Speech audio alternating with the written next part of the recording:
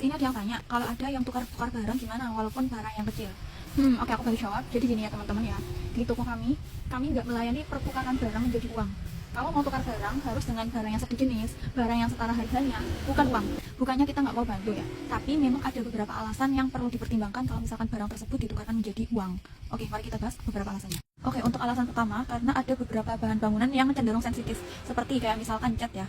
Cat itu kalau misalkan udah terlanjur dibuka, dia itu udah tercampur air, kita kan nggak tahu ya, meskipun konsumen itu bilangnya, ini baru kita buka aja kok kak, tapi kita kan nggak tahu itu apakah sebelumnya udah kecipratan air kah, atau terkena apapun, terkontaminasi, yang mana itu nanti tekstur cat itu bakal berubah. Akhirnya barang tersebut itu nggak bisa dijual dengan embel-embel masih baru kayak gitu ya. Soalnya ya itu tadi udah terkontaminasi, entah itu meskipun konsumennya udah bilang baru dibuka aja kok kak, tapi kan nggak berkurang, tapi kan masih nggak apa-apa, bentuknya masih bagus kayak gitu. Tapi kan sekali lagi ya, kita nggak tahu apakah, bukannya kita nuduh ya konsumen itu bohong atau enggak, tapi lebih baik kita antisipasi.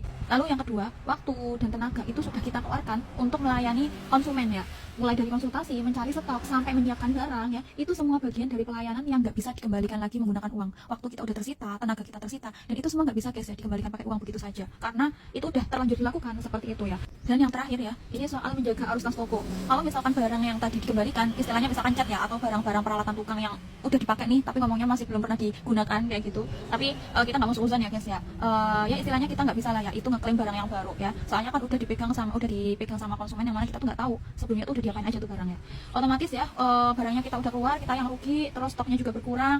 Nah, kita mau nih ngembaliin uang, nah otomatis kita yang rugi dan modal kita yang bakal berkurang. Jadi walaupun barangnya sekecil apapun ya, aturannya tetap sama, biar semua pembeli dapat barang yang terbaik dan toko kita tetap bisa melayani dengan semaksimal mungkin kayak gitu guys ya. Semoga membantu. Dadah.